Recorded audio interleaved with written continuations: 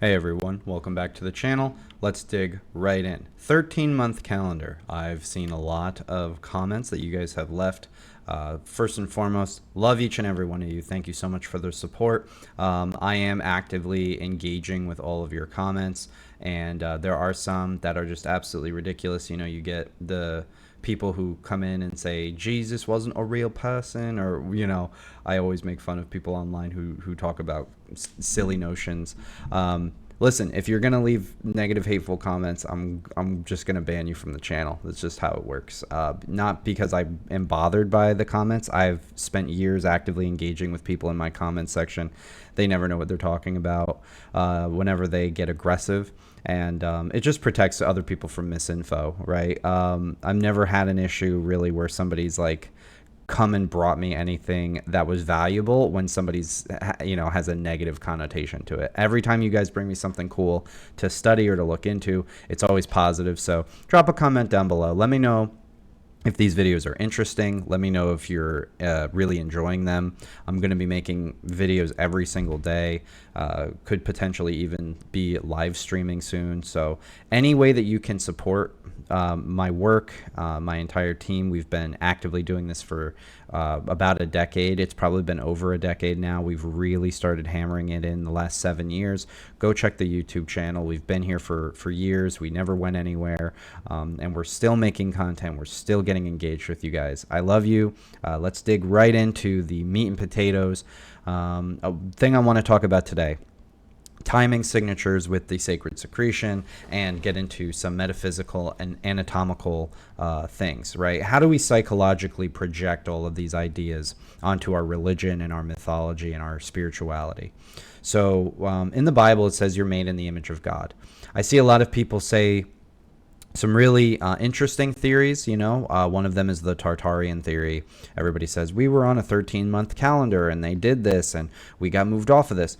There's a lot more evidence that in the last, maybe couple thousand years, that a 13-month calendar, from what I can find, there was just nothing substantiated with that as far as being, really well pushed, really well promoted, right? We know about the Gregorian calendar. We know what Constantine did at the Council of Nicaea. We know how a lot of these spiritual things were interpreted. We know that other cultures have their own calendars. For example, the Hebrews go off of a calendar. They're in the year like 5,000 and something, right? So the 12-month calendar as we know it is flawed.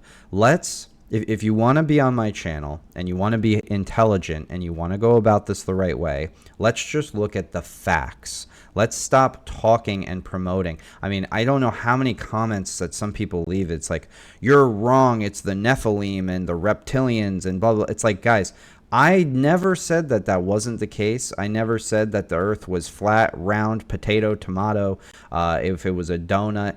I don't care, because at the end of the day, there's only very limited significance. I'll propose things like the firmament in the world, and also biblically, is the same as the Van Allen belt scientifically, and it's also the same as the diaphragm within your body. Those are types of things that I'll talk about and I can expand upon. But if you're going to come and you're going to bring a lot of the woo-woo new age stuff where it's like Bashar sitting there channeling aliens talking to people, hey, if that works for you, great. If that furthers your spiritual journey, wonderful. My job is not to attack those people or to dissuade you. Go watch their stuff, all right? We're going to talk about the things that make sense. We're going to talk about the things on how we psychologically have imprinted these models into our reality, why certain things make sense over others, and just getting into the hard facts of it, okay? There's no woo-woo here. We're talking about science. We're talking about the spirituality of science. And I'm not here to shit on anybody's religion. So if you're feeling personally attacked, then you should really explore that deeply. 13 months, okay? I don't even know if this news article that I'm looking at right here is real or not. It's almost like you really can't tell with anything these days. But the whole point of bringing this up, and showcasing this to you is because the 13-month idea is a very popular one. Now, Each month, your body undergoes a cyclical process called the inner Christ cycle, the sacred secretion. In my dissertation, I called it the chrism hypothesis, the greater mitosis cycle, the Christos process. There's a lot of really interesting and great names for this. However, that's not really the bulk of today's topic. I've talked a lot about the science, the timing. I want to talk about the calendar system. I want to talk about the monthly cycle itself and what it really embodies. First and foremost, if you're following the moon and sun sign methodology across the board, if you're a woman, you're going to struggle, and because that's for a male-dominated thing. It's a male-dominated secret society, which gave us that information. For women, we're very sure it's ovulation and also, taking care of yourself during menstruation as well. If you're menopausal, you're postmenopausal, go by the phase of the moon that you were born. Don't go by the moon in your sun sign. Go by the phase of the moon that you were born. You want a complete lunar return, whereas the men want a solar lunar return, and that's like a completely separate thing because men and women are separate beings and they have different functionalities. I've seen some people in my comments saying this happens only once a year. I've seen people in my comments saying you have to do this for 13 years. Guys, there's a lot of symbology and there's a lot of linguistical writings about these processes. You have to understand, so many people got attacked. I've had death threats. People, the powers that be have come after me for sharing this information with you, probably because I'm right. Not that, I think I'm right on everything. I also saw a lot of people in my comments like, you're talking about a dissertation, you have ego. It's like, no, you can believe anything you like. I'm here to help. If I don't really get paid a lot for this stuff. I need the support. Anything helps, but this isn't about me. It's not about putting a name on it or anything like that. This is about coming to the grips and the reality of the world that we live in. 13 months makes sense. But you can't really live that way because the world doesn't view that. And what's really important to keep in mind is I see so many people, it's like back in the Tartarian days, back in Egypt, they had a 13-month calendar. Well, they actually believed in more of like a 13-month calendar where the 13th month was only like a couple days. Some cultures had like a 10-month calendar with extended days because it's 365 days in a year. They believed it was like 36 days per month and it was 10 months. There's all types of different calendars. So to say that all cultures of the world today with our advancements in technologies don't follow the same calendar. So don't sound silly when you're believing these things. You watch a couple videos on TikTok, you get an idea from some guy who makes a video, just like me. What I'm trying to do is keep everybody balanced and level, okay? A 13-month system works. We also see this reflected in nature. I'm sure you guys have seen this with the turtle shell.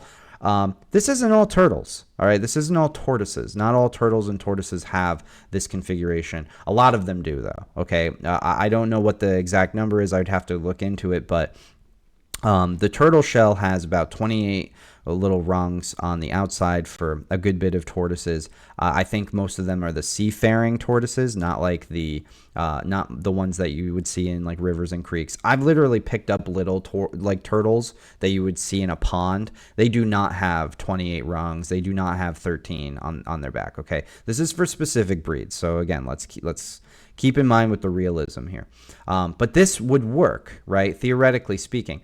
And we do live internally on a 13-month, so to speak, cycle. But that doesn't match with our 12-month calendar. So just keep all this stuff in mind because it's really aligning your frequency.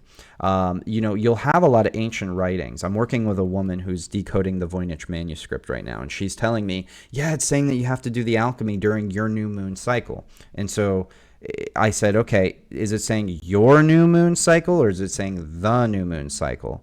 And she said, it's your new moon cycle. I said, okay, then you have to look into the inner alchemical process. Everybody's new moon cycle is different because our bodies are on specific frequencies. Your soul that inhabits your body is a completely different frequency than everybody else that you've ever met. The closer that a person's soul frequency is to yours, the more you probably like that person. The further away that person is, the more you probably dislike that person, if you're, and sometimes, things have to balance out. There is a balancing frequency that I think everybody's trying to get to. I believe that frequency was the aspect of the Christ. Okay, that's my philosophy. So the way that I would interpret all these things is, yes, it's really cool that a lot of turtles, especially seafaring turtles, the ones who arguably have the most difficult lives, they live the longest, they're the most spiritual of the turtles, I guess you could call it, because the ocean's very spiritual. Those ones have this perfect conglomeration system, but it's about how we are utilizing this wisdom and information. So first and foremost, everybody goes through this, but you might have 13 cycles in a year, and then the next year might be 12 cycles, because they would have to overlap somehow, right? Because it's based off of timing signatures. Not every single moon cycle is in a specific phase. As another great example, we just had two new moons in Virgo back to back. Now that's more of a rare astronomical event, and that has to deal with the degrees and everything. But Virgo is a very large sign in the zodiac, right?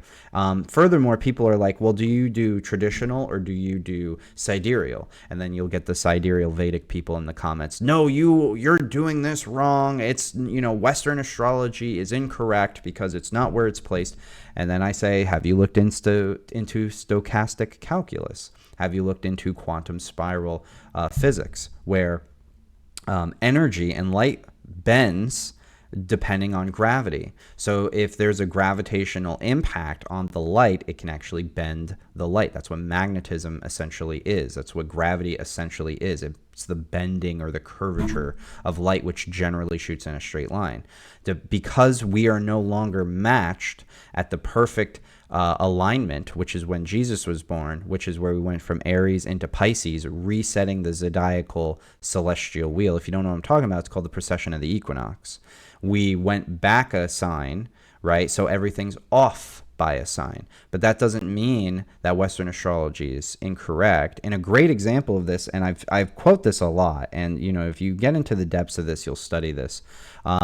There's some people, I don't remember where I read this from. I think it was probably one of those older texts from like the 1920s that talks about the British invasion in India, which obviously was a bad thing.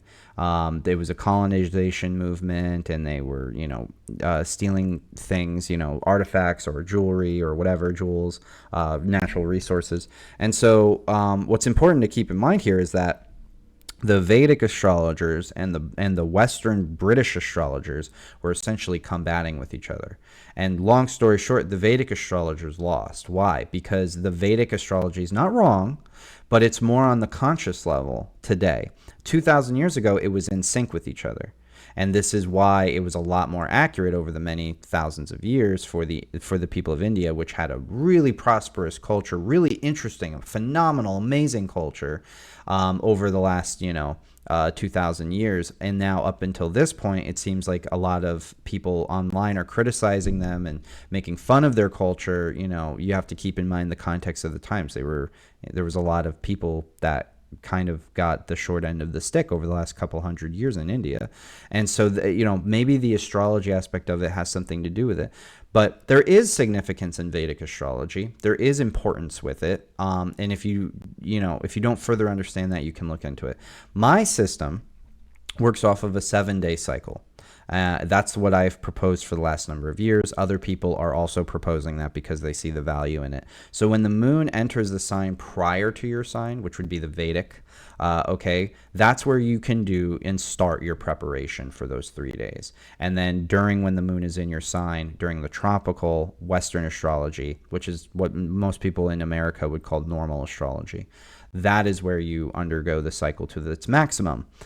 You don't have to do it that way. You can go off of the Vedic if you'd like. I saw more results. I did a case study with it. So you can ask a friend or two. You can try to get them. I did a 3-year case study with 50 participants. So I'm just telling you what worked. I'm not trying to sit here and throw my bias into it. I really wanted the direct answers. I tried the Vedic method. We didn't see as many results. People really feel this during specific interims. What Vedic information was able to give us was brahmacharya, kind of revealing that it's during ovulation where a woman is at her peak energetic frequency, ability, right? So that's where this takes place, because it also needs the requirement of like the sexual essence, which is the ovum releasing from the ovary. So back to the turtle.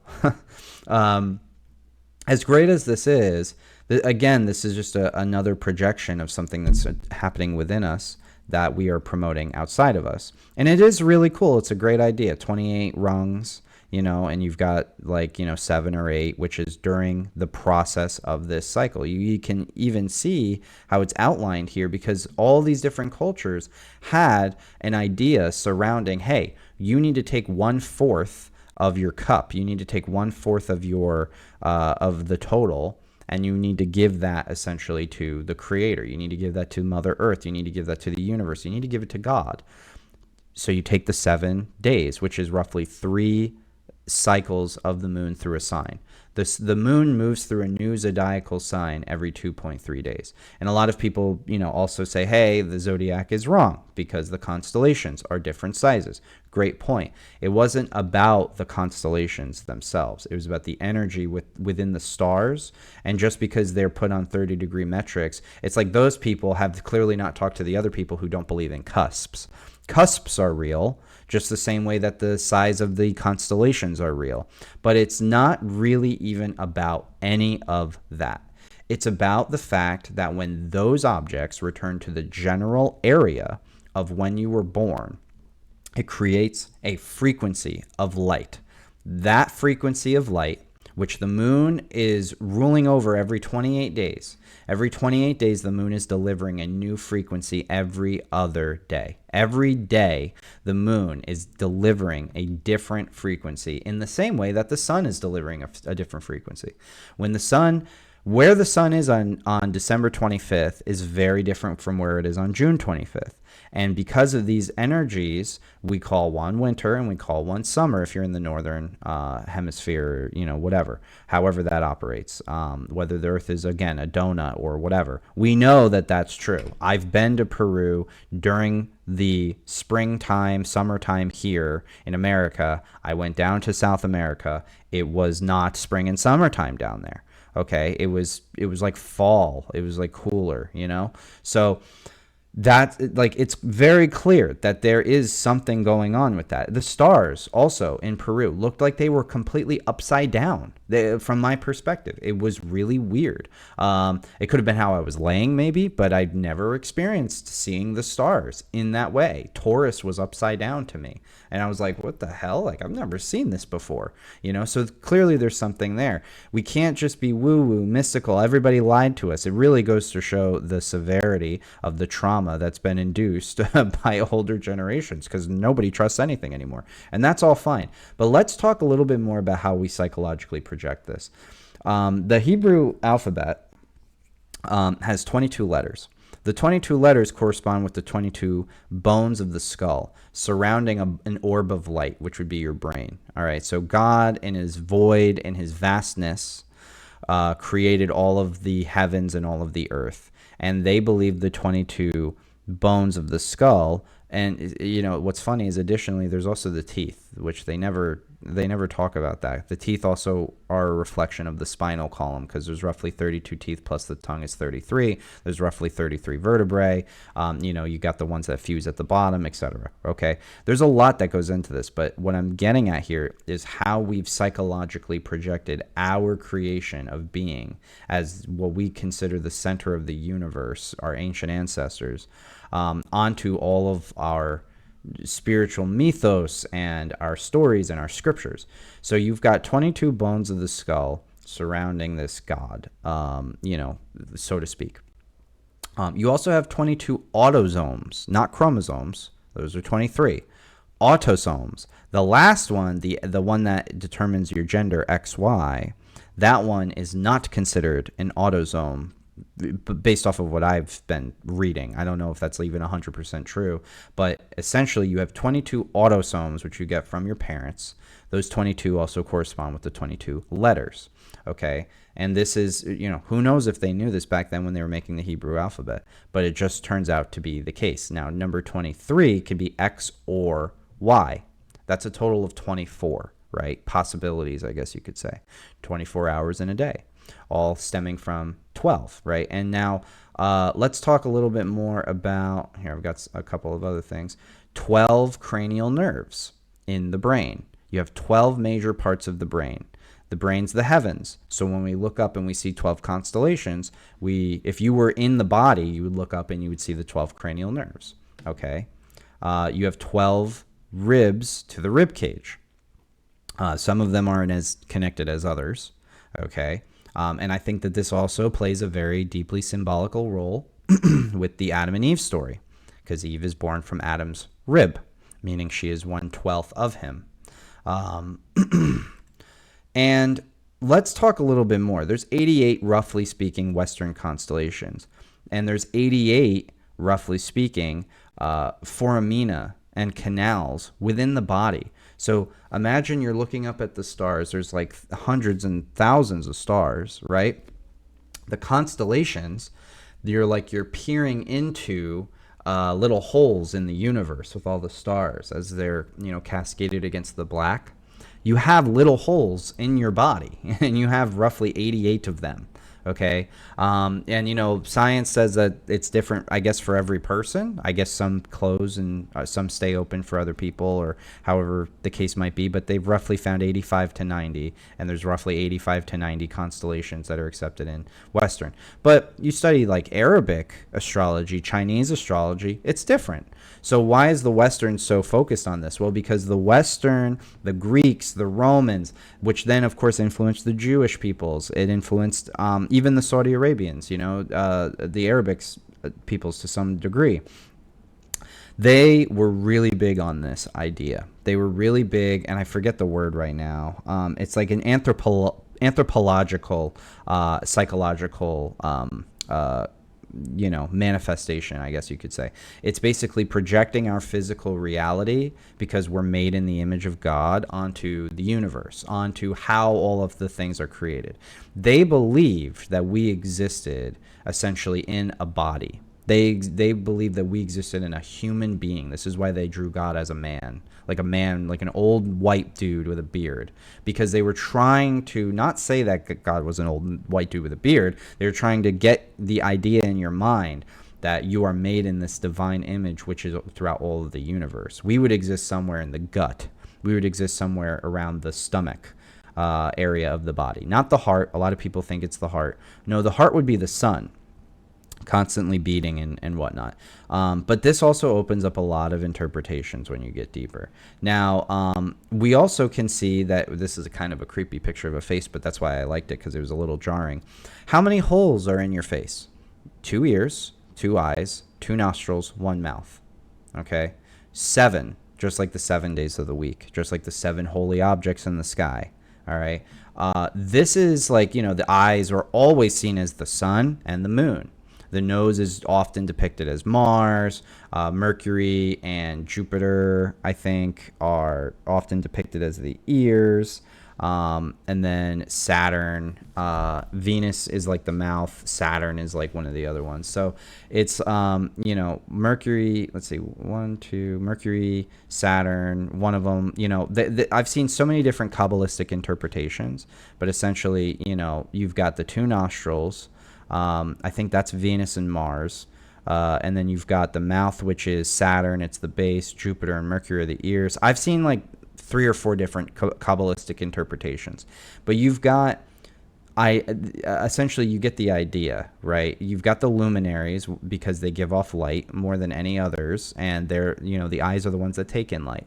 Why? Because it's all inversion. We're like this inverted masterpiece of art that is created by this creator, God, so to speak.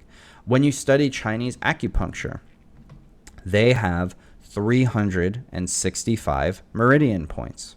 They just for one of each and every day. And I'd love to know how many stars generally could be seen in the night sky on a good day, but there's just too many accounts for that. Nobody has a really good, accurate, number for that, from what I can tell yet. I guarantee that would correspond with something. Maybe it's 144,000 stars. Maybe that's how many stars there actually really are that we can count. Because there's got to be, it's not just like infinite, right? We're not infinite in the sense of we don't just keep growing after puberty, after we hit adulthood, right? There's a point of stagnation. That's what the sacred secretion is about. That's what the inner alchemical process is about. It is about awakening your inner body so that you can live in tandem with the natural laws of the universe. I have been told for basically my whole 20s that I have a very bad case of baby face. It's not baby face. And maybe it is, I don't know. But genetically, my mother and my father looked their age when they were my age. I've seen pictures of them. They look like 30-year-old women and men. I'm 31 years old. People never guess my age. And that's because I've been doing inner alchemical processes and work for the last probably like 8 years of my life.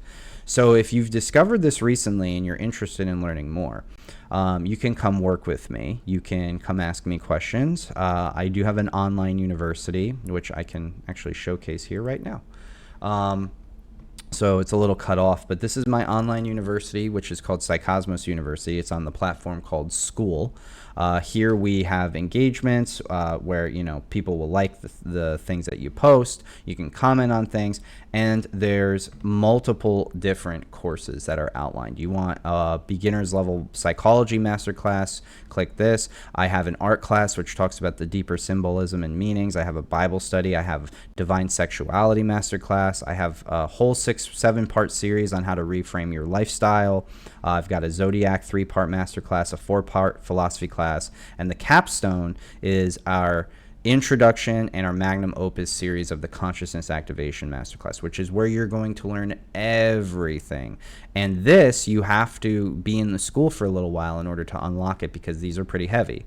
And I don't even know if anybody's really done these yet, because they're pretty new. I only released them a couple weeks ago. I highly advise, if you want to come work with me, this is a lot more affordable, all right? It's $29 a month as of right now. I don't plan on increasing prices currently, but that might change over time. A lot of people really enjoy it. A lot of people stay. I've got 40 some odd people in the community, 44, and we're growing, okay? So thank you for all the support. If you're also interested too, I have an AI tool. The AI tool is phenomenal. It will allow you to track a lot of your things like the moon, the Schumann resonance of the sun, what kind of astrology is going on. It gives you a day-by-day breakdown. I will be changing, and updating a lot of things in that AI tool. It's a very impressive AI tool by my standards. It also is a psychological assistant tool. So instead of using ChatGPT, which is very unethical, it's making people, kind of head towards ending their own lives and things like that.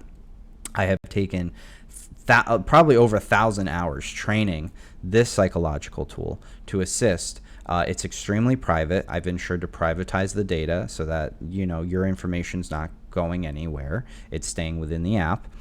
It learns from you, and it also wants to help you, but it doesn't want to coddle you, And plus, it's a lot cheaper than seeing a therapist. All right, the price structure is a lot more affordable. So if you're interested, go check that out as well. I have books, I have online courses on Udemy, and then as well, you can work with me on a one-on-one setting and a coaching standpoint. The last thing I want to share is just kind of if you stayed till the end, I'm sure a lot of people clicked off, but just wanted to say thank you for all the support. Thank you for all of the people who have signed up for the coaching program. Thank you for all the people who just are new and they joined the school. I want to lead with one little kind of personal touch thing. What's the most number one media brand right now in the entire world? It's Pokemon. If you were not aware, Pokemon has been the number one media brand for at least 2 or 3 years now, and it is really dramatic. It superseded Disney by a long shot now, by like $1 billion. In Pokemon, they have this Pokemon called Arceus, which is the creator or the god of Pokemon. And Arceus exists in a realm of a void surrounded by letters, these little characters which are called unknown.